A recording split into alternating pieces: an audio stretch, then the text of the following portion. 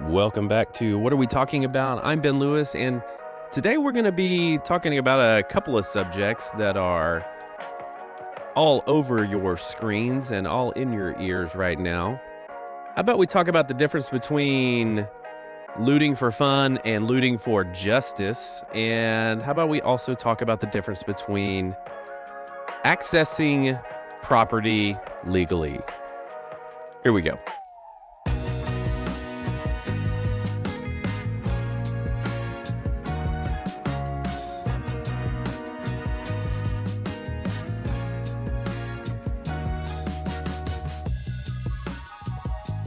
Okay, so let's start off by diving into a topic that has been heavy on the hearts of many in our nation recently. Over the last several months, our screens, our ears, our newspapers, if you still read those, have been filled with two distinct but hauntingly similar images of chaos. On one hand, you'll see the coordinated, high-stakes robbery of a jewelry store in London. They're using mopeds, sledgehammers, and they're running off with stolen diamonds. On the other hand, we see the smoke and shattered glass surrounding ICE protests in the U.S., where quote-unquote activism frequently spills over into looting and the destruction of local businesses. This is not peaceful protest. At first glance, one looks like a crime, and the other looks like politics. But today, I want to use the lens of a Christian conservative worldview to look past the headlines. We're going to compare and contrast these acts through the timeless standards of Scripture, the rule of law, and the sanctity of property. Are these different sins? Are they different in any way? Or are they different symptoms of the same spiritual decay? All right, let's get into it. Now, first, let's check out the London Heist. So, across the pond in London, the footage is jarring. It's a surgical strike. Criminals targeting a high-end jeweler, smashing display cases, and fleeing with millions. While you can see in the video, if you haven't seen it, just search for the video on Facebook or Instagram or TikTok, and you'll see the workers trying to pull the jewelry back in. From a Christian perspective, our discernment starts with the Eighth Commandment. I mean, it's pretty basic. Thou shalt not steal. It's a fundamental pillar of a free society that what a man earns, he owns. In the Christian tradition, property rights aren't just a legal construct. They are tied to our role as stewards. When we work, we create value. When we own, we take responsibility. The London thieves represent a pure, unadulterated form of greed. This is the elevation of the self over the neighbor. There is no pretense of a higher cause here, quote unquote. It is a calculated violation of the peace. As conservatives, we recognize that when the law is not enforced, the common good suffers because the marketplace, which relies on trust and safety, begins to crumble. These guys aren't just taking watches, they're taking the security of the community. Now, let's compare that to the protest against ICE in Minnesota. Here, the context changes, but the actions, looting, burning, smashing, often look identical to the London Heist. The difference is the progressive justification. Protesters often argue that because they disagree with immigration policy, the destruction of property is a legitimate form of expression. But as believers, we must ask, does a political grievance grant us a sin pass? The Bible's very clear on our relationship to authority. Romans 13 tells us to be subject to governing authorities because they are instituted by God to maintain order. Now, we know there is a place for civil disobedience when the state demands we violate God's law. But looting a sneaker shop or burning a government building because you dislike a policy, this is anarchy. Civil disobedience when the state demands somebody violated God's law would almost be the opposite of what we're seeing now. You would think that by these standards, Conservative Christians would be the ones rioting in the streets during the Biden administration. But did you see that? No, you didn't see that. The contrast here is pretty crazy. The London thief knows he's a villain. He hides his face because he fears the law. The political looter often feels righteous in their destruction. This is the danger of moral relativism. When we start saying stealing is okay if my cause is just, we're no longer following a higher law. We are making ourselves our own gods. Have you seen any of the comments on the videos? Whenever you get into a video of, the ICE protesters with their whistles and their phones and their shouting and their aggressiveness, the comments are typically, yay, yay, yay, praise to the protesters, protect your community, et cetera, et cetera. And then you see the comments on the jewelry heist in London, and it's like, how dare they? Thieves, destroying their own community. What are they getting out of this? And I thought to myself, how foolish of these London thieves. If they would have made a social media post that they disagreed politically with something in London, then they could have stolen all of that jewelry and called it justice or activism. Instead, they're just common criminals. So where do these two events meet? They meet at the intersection of lawlessness. Whether it's a thief in London looking for a payout or a rioter in the States looking for justice through a brick, both are rejecting the idea that they are accountable to a standard higher than their own desires. In a conservative worldview, we understand that human nature is fallen. We aren't naturally good people who just need the right system. We are people who, without the restraint of the law and the grace of God, will take what isn't ours. The London thief destroys for gain. The political looter destroys for power. Both believe that their will is superior to the law of the land and the law of God. As Christians, we have to stand firm and say that justice is never achieved through theft and damage and bricks through windows. You cannot build a fair world by violating the 10 Commandments. Isaiah 5:20 warns us, woe to those who call evil good and good evil.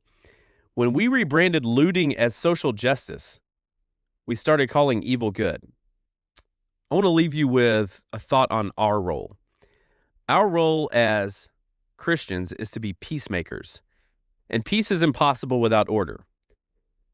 Let me clarify. This does not mean that we're saying, oh, it's okay, they're just trying to get this out of their system. That's like a bad parent with a kid that acts up. That's not the world. That's not how you do things. We got to pray for our leaders and for the officers who have to stand between the mob and the shopkeeper. We should also examine our own hearts. Do we value the property and peace of our neighbors as much as our own? I know I do, and I know most of the listeners will. But maybe somebody listening to this that's on the other side can examine that. In a world of shattered glass and rising smoke, let us be the ones who stand for truth, that the law applies to everyone, no matter their motive.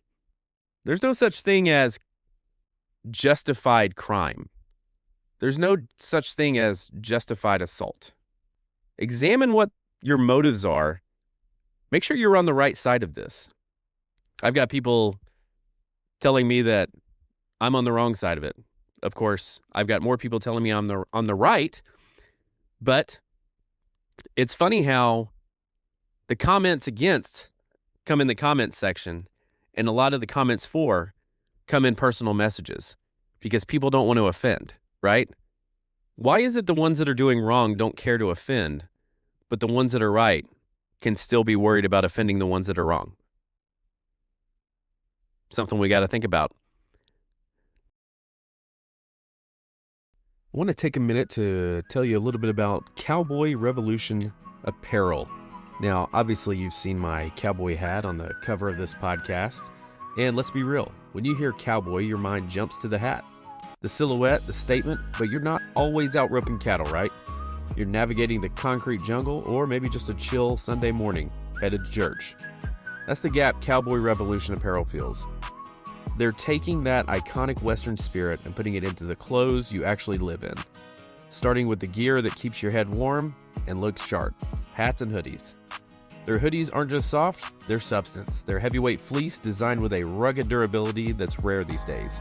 Think reinforced stitching, metal-tipped drawstrings that fits you and lets you move. They're built to be your best friend when the temperature drops, whether you're fixing a fence or just hitting the coffee shop.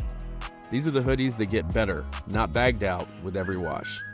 And the hats, we're talking about more than just your standard cap. They've got structured trucker hats with classic Western patches that pay respect to the ranching life. They've got wool caps for that vintage frontier look, and for those who want the full silhouette without the fuss, they offer premium, crushable felt hats that are easy to pack, but demand respect when you wear them. Every stitch, every buckle, every curve is deliberate. You don't have to wear a full Western rig to carry the grit of the West. Just throw on a Cowboy Revolution hoodie or a CR hat and you're good to go. It's about quiet confidence and uncompromising quality from a veteran-owned company. Okay, now let's touch on a truth that we all know, but can struggle to balance: the tension between compassion and the rule of law. As Christians, we are called to love our neighbor. We're called to have hearts for the lost, for the sojourner, and the person looking for a fresh start. Most people coming across our borders are not villains in a movie. They're fathers, mothers, young men looking for a better life. They want what we have: safety, opportunity, and a future. Let us be thankful that we are living in a country that people are trying to break into and not break out of. But as conservatives, we also know that a house without walls isn't a house, it's a field. And a nation without borders isn't a nation, it's a territory. I want to take a look at why intent doesn't negate trespass, and why the sanctity of the home and the sanctity of the nation are more alike than you might think. Now, let's start off by bringing this down to a scale we can all understand. Let's start at your front door. Imagine a family is walking down your street. They've had a hard run. They're hungry. They're tired. They have no place to go, and they see your home. They see your refrigerator full of food and your couch that looks a lot softer than the pavement and a rock for a pillow. Because they want a better life for their children that night, they break the lock and they walk into your living room. Now, let's be clear. In this scenario, they don't want to hurt you. They aren't there to steal your jewelry or cause violence. They just want peace and security, and your home provides that. Does their good intent make the breaking of the lock legal? Does their desire for a better life give them a right to your guest bedroom without your invitation? The answer is easy. Of course it doesn't. We recognize that for a home to be a place of peace for a family inside, the entrance must be regulated. You have the right and the duty to know who is crossing that threshold. Scripture tells us in Romans 13 that the authorities that exist have been established by God, and that they are there to maintain order. Order is a blessing. Lawlessness is a curse. When we talk about the border, we're talking about the national front door, the front door to our country. When we allow thousands to bypass the locks we've put in place, our laws, we aren't just allowing people in, we are eroding the very system that makes this country a place they want to come into in the first place. You're changing the entire dynamic. If you let everyone into your house who wants a better life, eventually the house becomes overwhelmed. The plumbing fails, the food runs out, and the security you worked so hard to build for your own children evaporates. Loving your neighbor doesn't mean you stop protecting your family. In fact, you cannot provide for the needy if your own household is in shambles. So what are we talking about? We're talking about the fact that we can hold two truths at once. The first truth being we can empathize with the person seeking a better life, recognizing their God-given dignity. But the second being we must demand that they enter through the front door legally and with permission. True compassion isn't found in lawlessness. It's found in a system that is fair, orderly, and sustainable. We cannot be a light to the world if we allow our own lamp to be knocked over by chaos. We want people to come here and experience the American dream, but that dream is built on the foundation of the rule of law. Without law, there is no dream left to share. There are ways to do things, and there are ways not to do them. We don't want to have toxic empathy where we start wanting to give everybody what they want for free and not following the rules, but we do want to empathize with them in a way that they can make a better life for themselves legally. Again, if I decided that somebody's house is bigger than mine and I wanted to live in that house, what I would have to do is purchase that house for my family. I couldn't just move my family in, and even though I'm not trying to hurt anybody, because that's what I hear a lot is, they're just coming here for a better life. They don't want to hurt anybody. I don't want to hurt anybody in this big house with all this nice stuff and free food. I just want a better life for my family. Not trying to hurt anybody, not trying to steal anything. Just want a better life for my family. But the way I get a better life for my family is the legal way. And that's all we're saying here. Are they all criminals? No. But are there a portion that are criminals? Yes, they are. And it's not just one ethnicity coming from one area, because I feel like that's the attack a lot too. Like, oh, this is like all anti-Mexico. I love my Mexican brothers and sisters. Absolutely, 100%. That doesn't negate the fact that there are illegal immigrants in the country. They got here illegally. They don't get to stay here. The path to citizenship starts in their country, going through the front door, not the back door. And for the criminals, they have no place here. There is no path for them. And if somebody's fighting for that, you've got to ask, what are the motivations?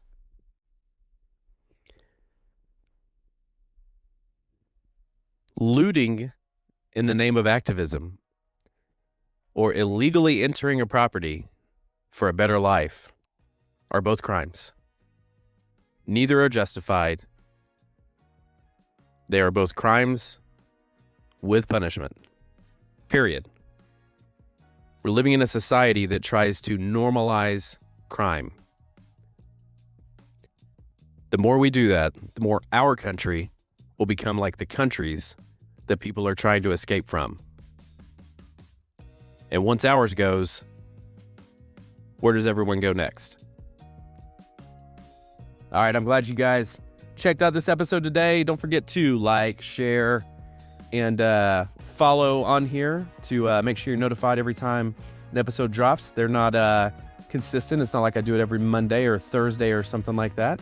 It's really just whenever something hits me emotionally, politically, religiously, and I just want to get this information out here, get out my thoughts and my views, and, you know, speak to people. Some of you agree, some of you don't agree. Those that do agree, you know, excellent. Those that don't agree, can we find an area where we do? Is there a common ground? And let's start there, right? Because I think that's what's important, is just having the conversation. All right, I'm Ben Lewis. This is What Are We Talking About? And we will talk again.